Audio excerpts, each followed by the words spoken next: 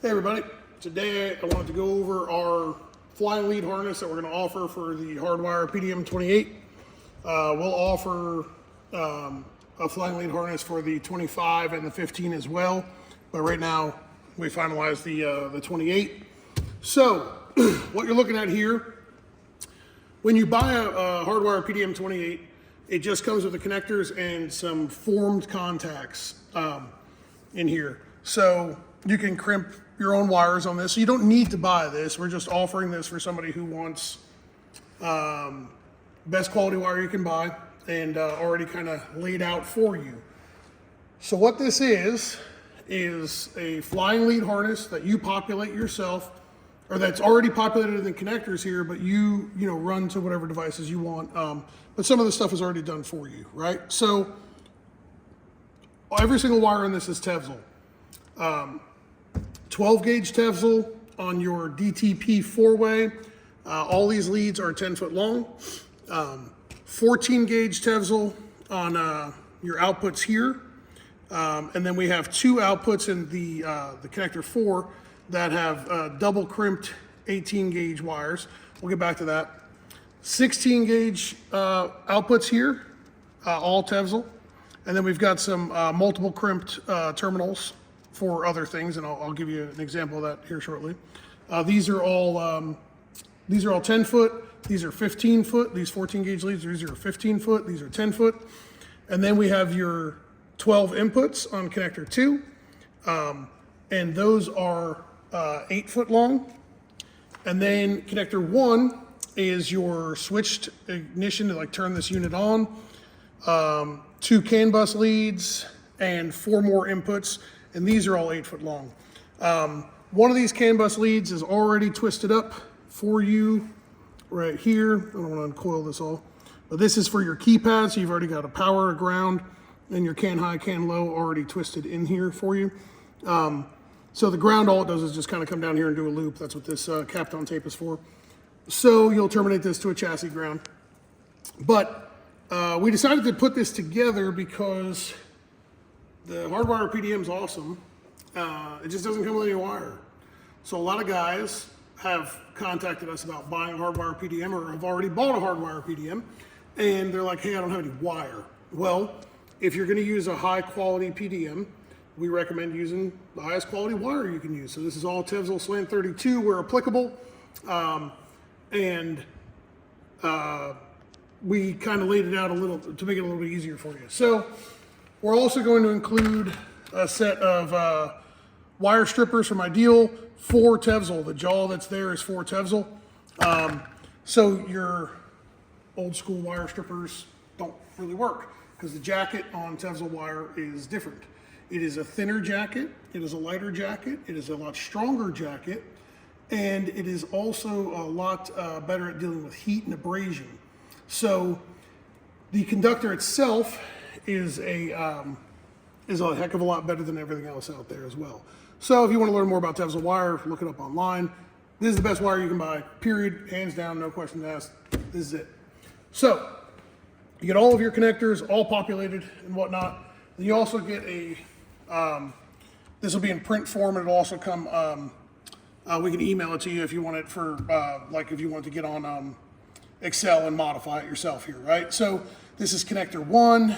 We've got the position. So I've tried to make it as easy as possible here. There's a picture of the connector, right? There's 1, 2, 3, 4, 5, 6, blah, blah, blah. And up here, we have position, the type. So the type is what Hardwire calls it inside of their PDM software. This is the enable wire. The function, this is me telling you how to do this easy, right? How to dumb it down for you. So 12 volt to turn it on, right? It's red with yellow 22 gauge wire. Its first termination is up to you. Its length is 96 inches. So this would be something that you'd probably run to your contactor. If you don't already have a contactor, kill switch, you should probably look on our website and buy one from us because we sell a nice little kit that works really good. Anyway, we got CAN 2 low, CAN low to keypad. It's green. First termination would probably be keypad, but we leave it blank so you can fill it in yourself. and its length is 96 inches. So this is a twisted pair. These two right here are a twisted pair, and those they're 96 inches long. And then CAN low and CAN high to Dominator. If you want to use CAN bus from the Dominator ECU, that is something that we're going to be offering to customers. It is going to be a small charge for it because it requires roughly an hour and a half of my time in order to get it to work for you. I'd also need your ECU serial number. I think for a limited time what we're gonna do is if you buy a PDM 28 from us, a keypad from us, and our flying lead harness from us, I'm gonna help you with your CAN bus stuff. I don't know, for free, I guess for free, for a little bit. Laura's looking at me. She gave me a dirty look. She doesn't want me to do it for free. I'm gonna do it for free. Screw it, we're gonna do it for free. For a little bit though, right? Introductory only, that's all there is to it. She's really mad, doesn't matter. Between now and May 2nd. No, today's May 1st. So we'll do the CAN bus stuff for y'all. If you buy the PDM 28 from us, a keypad, and a flying lead harness from us, we'll do the CAN bus stuff for you. If you only buy a PDM 28 from us and you want me to help you with the CAN bus stuff, just reach out to us, and it'll be a small charge. It'll probably be like $150 or something. And because it takes me roughly an hour and a half, 2 hours to make it all jive for you, and then between me setting it up and then me explaining to you how it works. So, okay, let's move on to the next connector. Connector 2, all of your inputs. So if you notice, what I did here, was I made every single one of these wires a striped wire so you don't get confused, right? If you go to O'Reilly's or Napa and you go buy 300 foot of red GXL wire from the parts store, you're not gonna know what the heck you're doing.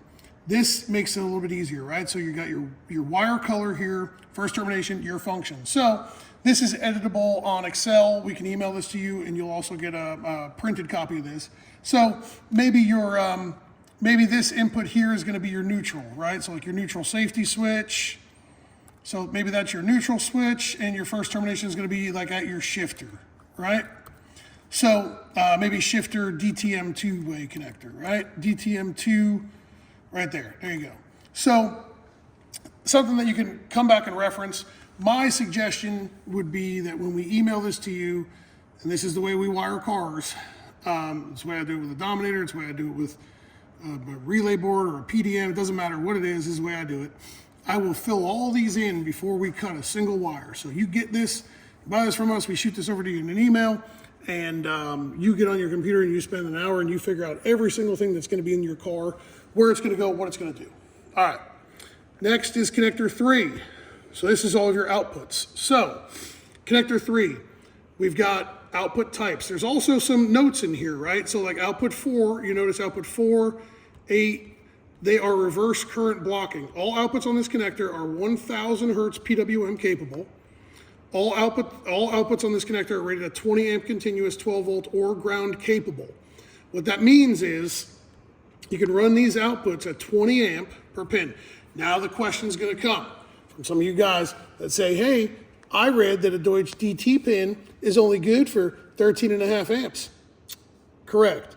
If you read about the testing procedure that TE does in order to come up with that rating for that pin, you would understand that you will not have issues.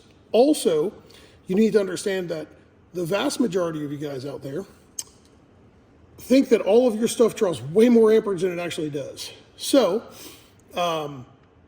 you would be pleasantly surprised when you have a PDM that you can actually monitor everything and you can tell how much amperage everything is drawing.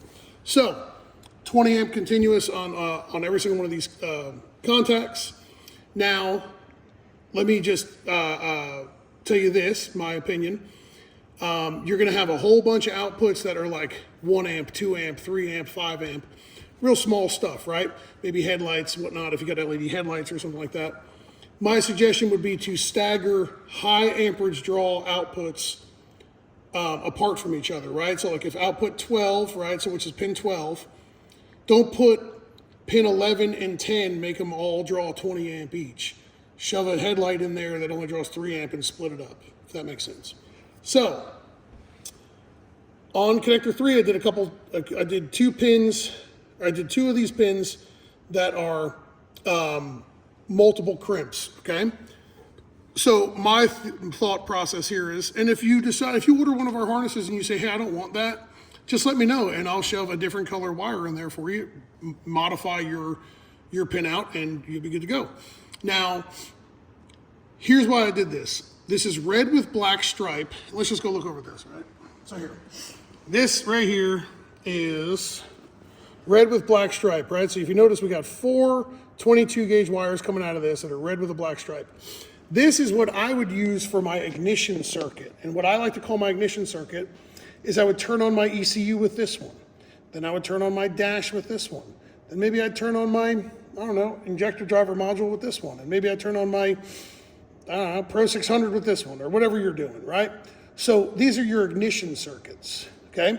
If you call us up or if you send us an email when you order one of these or put notes in your order and say, hey, I want 2 more of those multiple crimped terminals, just let me know and I'll do it. You have 20 amp in 1 pin. It doesn't make any sense to use this 1 pin to turn on your ECU that draws half of an amp. Does it make sense? So we can put more than just what we have here off of 1 pin, like turn on 1 small device. The next one, this is like, this is 3 black with white stripe 20 gauge wires, right? I would look at this and say, okay, this is gonna be my, what I like to call my like dome light, right? So maybe this one is for my interior dome light. This one here is for my shock lighting. So like these are the lights that are gonna be up above the rear end housing for the shocks, for shock adjustments, rear end adjustments. And maybe this one's gonna be an underhood light. Well, if you use LED, the combination of all 3 of those is probably gonna be about 7 amp, right? Depending on what LEDs you use, but very low draw. Plus, all of these outputs can be PWM'd. So if you decide that you bought some Scarlet Solutions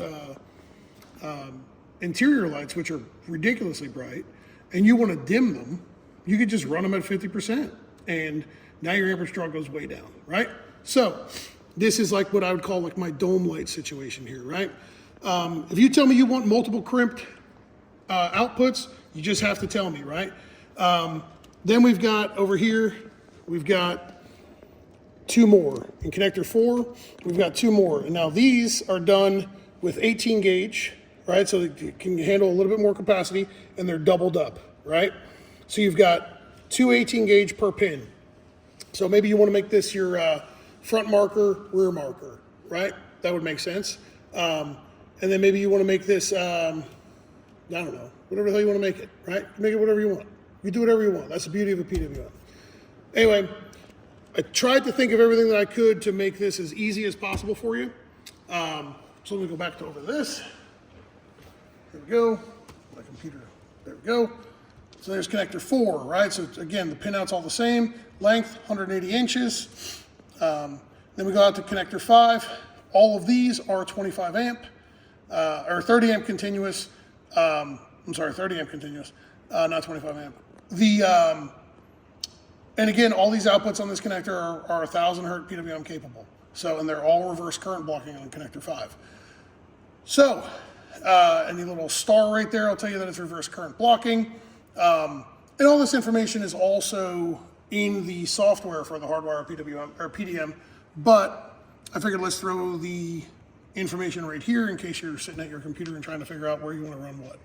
So, let us know if you want to buy one of these flying lead harnesses, and they are going to be priced at $850, and there is a total of like, I think we came up with like 500 and something feet of wire. What was that? Something like that. 250, 350, 450. Yeah, 550-ish feet of wire in this. So there's 550 foot of wire here. Now, you hear the price tag of $850 and you go, man, that's way too much money for just some wire. I can go to Home Depot or buy some Romex and some wire nuts, and I can do this way cheaper. Well, you're not my customer. That's okay. Go buy your Romex, go buy your wire nuts, have at it. beat them together with a hammer too, because they'll probably hold up a little bit better. But if you like to build nice stuff, you want your large investment of a race car or hot rod or street cruiser to actually come out nice, this is probably for you. So let us know if we can help you. We have enough material here in stock to build probably 35, 40 of these. I do not anticipate to be able to sell 40 of these in the amount of time that it would take for us to restock. And again, if you've already purchased a PDM 28 and it hasn't shipped yet to you, and you're interested in this, hit up Laura. She'll have this on the website here soon.